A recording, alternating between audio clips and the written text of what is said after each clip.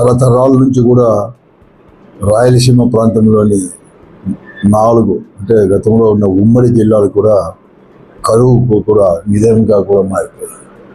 ఆ కరువును పాల్గొనాలంటే ముఖ్యంగా తాగునీరు, సాగునీరు కూడా ఇచ్చి పారిశ్రామిక అభివృద్ధి చెందాలంటే కృష్ణా జలాలు అనేది కూడా చాలా ముఖ్యం. కృష్ణా జలాలను కూడా ఇక్కడ తరలించి భూములకు పాలించినప్పుడే ఈ ప్రాంతం అంతా కూడా సస్యశ్యామలవుతుందని చెప్పి చెప్పేవారు. డాక్టర్ వైఎస్ రాజశేఖర రెడ్డి గారు ముఖ్యమంత్రి అయిన తర్వాత గతంలో కూడా చాలామంది కూడా ముఖ్యమంత్రులు అయినారు. కొద్దో గొప్ప చేశా కూడా ఎన్టీ రామారావు గారు 1985లో హంద్రీ నియోజక అనేది కూడా 40 టీఎంసీల సామర్థ్యంతో కూడా శ్రీకారం చుట్టి కూడా పనులు ప్రారంభించాలని చెప్పేసి కూడా ఆ రోజు పునాది రాయి కూడా వేశారు. కానీ 5 సంవత్సరాలు కూడా ఆయన ముఖ్యమంత్రిగా ఉన్నంత వరకు కూడా అవి మాత్రం ముందుకు మాత్రం పోలేకపోయాయి.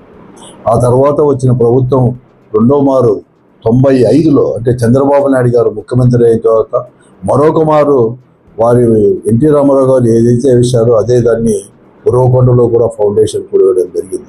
99 వరకు కూడా ముందుకు కూడా పోలేని పరిస్థితి, కేవలం 24 కోట్లు మాత్రం. మళ్ళీ తర్వాత 99లో మరొక మారు ఆత్మకూరు దగ్గర 40 టీఎంసీల సామర్థ్యంతో అందిరినివా ఉన్న దాన్ని 5 టీఎంసీలకే తగ్గించి ఒక తాగునీటి ప్రాజెక్టుగా చేసి మరొక మారు 99లో కూడా ఫౌండేషన్ జరిగింది. కానీ 99 నుంచి 2004 వరకు కూడా ఎక్కడ కానీ హంద్రీనివా అనేది కూడా ఒక కాలువ అనేది కూడా 1 మీటర్ కూడా కాలువ తోయలేని పరిస్థితి. కేవలం ఫౌండేషన్కి 3 మార్లు వేసేటప్పటికి 24,72 లక్షల రూపాయలు మాత్రం ఖర్చు పెట్టారు తప్ప ఎక్కడ కానీ ముందుకు పోలేదు. 2004లో రాజశేఖర రెడ్డి గారు ముఖ్యమంత్రి అయిన తర్వాత 2005లో వచ్చేసి మళ్ళా కూడా అదే 40 టీఎంసీల సామర్థ్యం జీవో కూడా మార్చి అక్కడ ఫౌండేషన్ వేయడం, తర్వాత చక్కచక్క కూడా పనులు జరపడం, దాదాపుగా 4,000 కోట్ల రూపాయలు ఆయన ముఖ్యమంత్రి ఉన్న 5 సంవత్సరాల్లో కూడా ఖర్చు పెట్టడం.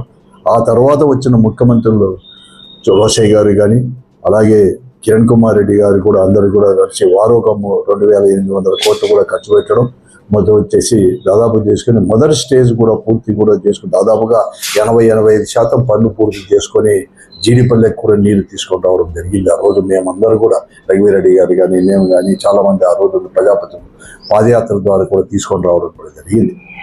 కానీ చంద్రబాబు నాయుడు గారు మళ్ళీ అందులోకి అనుకోని విధంగా కూడా రాష్ట్రం కూడా విడిపోయింది. అంతేకాకుండా రాజశేఖర రెడ్డి గారు ముఖ్యమంత్రిగా ఉన్నప్పుడు ముఖ్యంగా పోతిరెడ్డి హెడ్ రెగ్యులేటర్ ద్వారా కూడా దాన్ని 11,000 క్యూసిక్లు అనేది 44,000 క్యూసిక్లు చేసి తద్వారా నీటిని కూడా గాలేరు నగర్ కానీ తెలంగాణ కానీ ఇవన్నీ గండికోట ఇవన్నీ కూడా రిజర్వాయర్లకు ఇచ్చేదానికి నీళ్ళు కూడా తీసుకొని రావడం కూడా జరిగింది.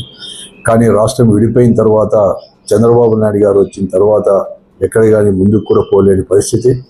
ఆ తర్వాత మళ్ళీ జగన్మోహన్ గారు ముఖ్యమంత్రి అయినాక ముఖ్యంగా రాష్ట్రం విడిపోయిన తర్వాత అక్కడ ఉండే ప్రభుత్వం, తెలంగాణలో ఉండే ప్రభుత్వం 800 అడుగుల నుంచి కూడా నీరు తీసుకొని పోతా అంటే రాయలసీమకి 2 కూడా కష్టం వస్తుందని చెప్పి కర్నూలు జిల్లాలో మాల్యాల దగ్గర అక్కడే కర్నూలులో శ్రీశైలం దగ్గర 800 అడుగుల నుంచి కూడా 3 టీఎంసీల సామర్థ్యంతో పైకి తీసుకొచ్చేది. దాంతో కూడా రాయలసీమ లిఫ్ట్ అని, అలాగే హంద్రీనివాను కూడా 3,850 ఉండేది 6,300 క్యూసిక్ కూడా పెంచి తీసుకుని రావడం కూడా జరిగింది. కానీ తిరిగి చంద్రబాబు నాయుడు అయిన తర్వాత రాయలసీమ లిఫ్ట్ను క్యాన్సిల్ చేసిన, రద్దుపరిచాడు.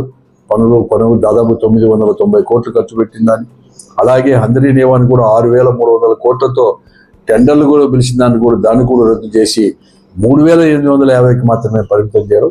దీనివలన పెద్ద ఎత్తున కూడా నష్టపోతా ఉంది. ఓ దిక్కు తెలంగాణ దినానికి 8 టీఎంసీలు 800 అడుగుల నుంచి కూడా తోడుతూ ఉంటే మనం అనేది కూడా ముందుకు తీసుకొని పోకపోతే చాలా కష్టం. కాబట్టి ఈరోజు వైఎస్ఆర్ కాంగ్రెస్ పార్టీ ముఖ్యంగా ఈ రాయలసీమ జిల్లాలో రాయలసీమ అంతా కూడా సస్యశ్యామం కావాలంటే రాయలసీమ లిఫ్ట్ పనులు కూడా త్వరితగతిన పూర్తి చేయాలని చెప్పేసి, అలాగే హంద్రీనివాను కూడా 11,000 క్యూసిక్లతో కూడా వెడల్పు చేయాలని చెప్పేసి నేను డిమాండ్ చేస్తూ దానికి అవసరం వస్తే ప్రజలందరినీ సమీకరించి ఈ ప్రభుత్వం పైన ఒత్తిడి తీసుకోవడానికి కూడా వైఎస్ఆర్ కాంగ్రెస్ పార్టీ సంసిద్ధమే ఎక్కువ ఇచ్చినట్టున్నాం.